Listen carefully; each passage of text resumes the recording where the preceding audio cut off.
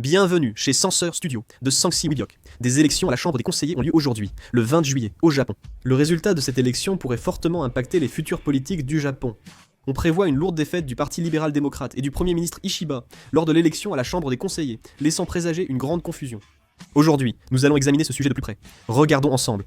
Récemment, le Premier ministre Ishiba a traversé une période particulièrement mouvementée à bien des égards. Ishiba, le Premier ministre, a répondu avec virulence aux États-Unis, qu'il accuse de manquer de respect malgré tout ce qui leur a été donné.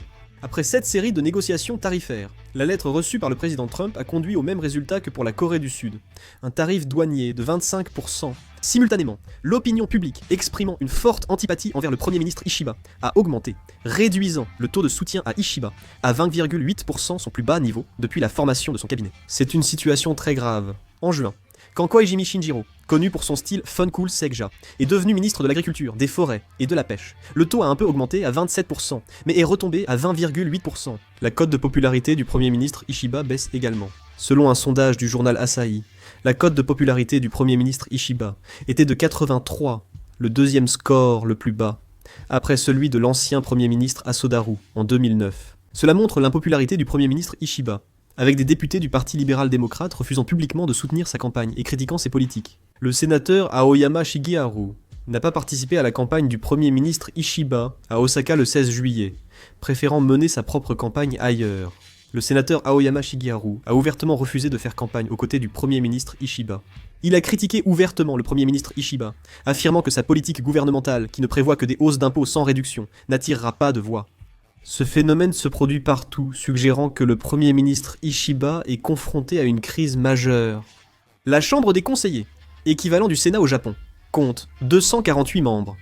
La moitié est élue tous les 3 ans pour un mandat de 6 ans. Lors de cette élection, 125 membres seront élus, dont 75 pour les circonscriptions locales, incluant un siège vacant à Tokyo, et 50 pour la représentation proportionnelle. Le Parti libéral-démocrate et son partenaire de coalition, le Komeito, se sont fixés pour objectif de remporter plus de 50 sièges sur les 125 afin de conserver la majorité en additionnant leurs sièges actuels. Atteindre cet objectif signifiera qu'ils auront gagné la confiance des électeurs. Si le Parti libéral-démocrate atteint son objectif, le Premier ministre Ishiba dirigera probablement le pays. De plus, si la coalition au pouvoir n'obtient pas la majorité à la Chambre des représentants, il pourrait dissoudre cette dernière et convoquer des élections générales. Mais comme je l'ai dit plus tôt, le taux de soutien du Premier ministre Ishiba est de 20,8%, c'est vraiment très bas. Il semble difficile pour le Parti libéral-démocrate d'atteindre cet objectif. L'inflation élevée rend l'opinion publique instable. Lors des négociations tarifaires avec les États-Unis, on a dit qu'Ishiba avait été impoli. Les électeurs n'ont donc pas confiance dans le Parti libéral-démocrate et le Premier ministre. De plus, l'opposition promet une baisse de la taxe sur la consommation, une idée de plus en plus populaire. Selon un sondage du Yomiuri publié le 16 juillet, le Parti libéral-démocrate obtiendrait probablement moins de 36 sièges, un niveau inférieur au record le plus bas de 1989. Non seulement le Parti libéral-démocrate seul, mais même en additionnant les sièges de son partenaire de coalition, le Komeito, il est prévu qu'il sera difficile d'obtenir la majorité des sièges. Le quotidien Asahi a présenté une analyse semblable. Le Parti libéral-démocrate devrait obtenir entre 27 et 39 sièges, le Komeito entre 6 et 12. Ensemble, il pourrait obtenir entre 33 et 51 sièges, dépassant de peu la majorité absolue de 50 sièges de manière quasi miraculeuse. De plus, le problème dépasse un simple jeu de chiffres. Ce résultat n'est pas qu'une défaite électorale, mais risque d'être vu comme un jugement politique contre le Premier ministre Ishiba. Cette élection n'est pas une simple participation électorale, mais elle revêt le caractère d'une évaluation intermédiaire du gouvernement Ishiba. Si le Parti libéral-démocrate et le Komeito échouent à obtenir la majorité, la Chambre basse est déjà dans une situation où l'opposition détient la majorité, et cela signifierait que même la Chambre haute passerait sous le contrôle de l'opposition. Dans ce scénario, le gouvernement Ishiba serait dans une impasse politique complète, paralysant presque entièrement la gestion des affaires de l'État. Le problème le plus grave concerne la carrière politique du Premier ministre Ishiba. Le Premier ministre Ishiba a perdu les élections à la Chambre des représentants en octobre et a également subi une lourde défaite aux élections de l'Assemblée métropolitaine de Tokyo en juin. Une troisième défaite consécutive aux élections à la Chambre des conseillers soulèvera de sérieux doutes sur le leadership du parti au pouvoir. Historiquement, il a été difficile pour un Premier ministre de conserver son poste dans des situations similaires. En 1998, après sa défaite aux élections à la Chambre des conseillers, l'ex-Premier ministre Ryutaro Hashimoto a annoncé son intention de démissionner dès le lendemain. En 2007, l'ex-Premier ministre Shinzo Abe a résisté 2 mois après une défaite sévère avant de démissionner. Le Premier ministre Ishiba devra aussi répondre de ses responsabilités, mais le problème va au-delà. Les rivalités internes au Parti libéral-démocrate s'accentueront, et les potentiels successeurs au poste de Premier ministre entreront réellement en lice. Parmi eux, On cite déjà Sanae Takaichi, une conservatrice de la ligne dure, Shinjiro Koizumi, connu en Corée pour sa coiffure punk hole, et Yoshimasa Hayashi, qui possède une grande expérience administrative. Cependant, même si le parti libéral-démocrate élit un nouveau président, si le principal parti d'opposition qui détient la majorité des sièges soutient un candidat particulier, le parti libéral-démocrate n'aura d'autre choix que de céder le poste de Premier ministre. Cela implique donc une possible alternance gouvernementale. En somme, si la coalition au pouvoir, incluant le parti libéral-démocrate et le Komeito, n'obtient pas la majorité lors de ces élections, cela pourrait non seulement signifier une défaite du parti au pouvoir, mais aussi entraîner l'effondrement du gouvernement et un bouleversement majeur du paysage politique japonais. Le Premier ministre Ishiba risque non seulement de ne plus pouvoir conserver son poste, mais il est également très probable qu'il perde complètement le contrôle au sein du parti libéral-démocrate. En d'autres termes, ces élections ne se limitent pas à une simple bataille pour les sièges, mais représentent un moment crucial qui pourrait décider de la survie du gouvernement Ishiba et provoquer une restructuration significative de toute la politique japonaise. Malgré le mandat garanti du Premier ministre Ishiba, il est prévu que le parti libéral-démocrate fasse pression pour qu'il démissionne, le tenant responsable de la défaite électorale. Même si le parti libéral-démocrate élit un nouveau président, rien ne garantit qu'il deviendra Premier ministre. Cependant, le prochain Premier ministre proviendra probablement de ce parti. Si le parti libéral-démocrate perd également les élections à la Chambre des conseillers, cela signifiera que l'opposition sera majoritaire dans les deux chambres, la Chambre des représentants et la Chambre des conseillers. Si les partis d'opposition qui détiennent la majorité s'unissent pour soutenir un candidat spécifique, le parti libéral-démocrate devra céder le poste de Premier ministre. Le Premier ministre est désigné par la Chambre des représentants, pas par la Chambre des conseillers. Face à une situation qui se dégrade rapidement, le Premier ministre Ishiba n'a plus qu'une seule option optimale.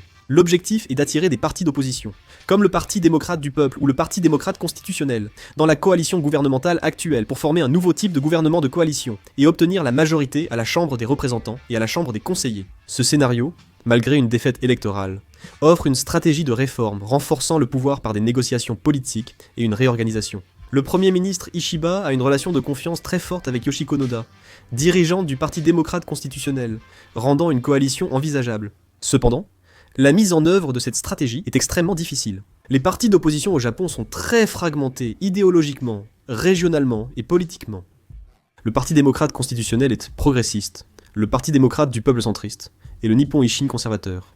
Pour ces partis, rejoindre une coalition avec les libéraux démocrates impliquerait des choix menaçant leur identité et leur base, ce qui pourrait s'avérer politiquement suicidaire.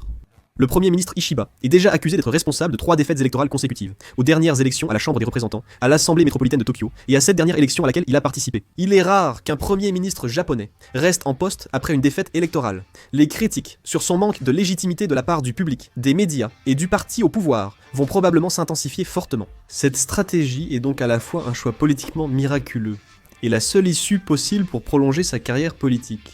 Pour le Premier ministre Ishiba, l'objectif urgent est de retrouver un pouvoir réel en regagnant la majorité au Parlement, même si cela implique un fardeau politique immédiat.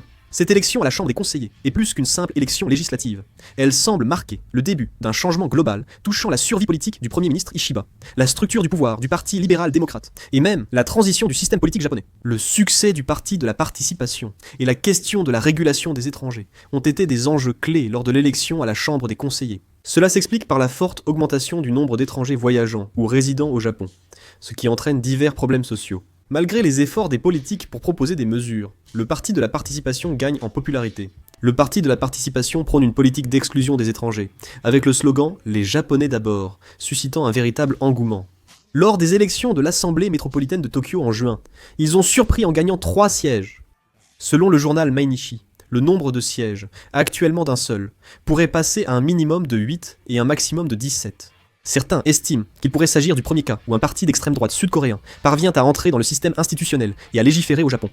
Le problème, c'est que le Parti de la participation a une orientation d'extrême droite, et est donc très négatif envers la Corée. Le Parti de la participation a déclaré être traité comme des idiots, à l'instar des Coréens. Les politiques qu'ils proposent sont toutes extrêmes, ou basées sur des théories du complot. Il est donc certain que cela va fortement bouleverser la scène politique japonaise. Il semble certain que le Premier ministre Ishiba va perdre cette élection. Le Premier ministre Ishiba pourrait être contraint de démissionner. Comment la scène politique japonaise évoluera-t-elle ? J'aimerais connaître vos avis. N'hésitez pas à laisser vos commentaires. Merci beaucoup pour avoir regardé cette vidéo.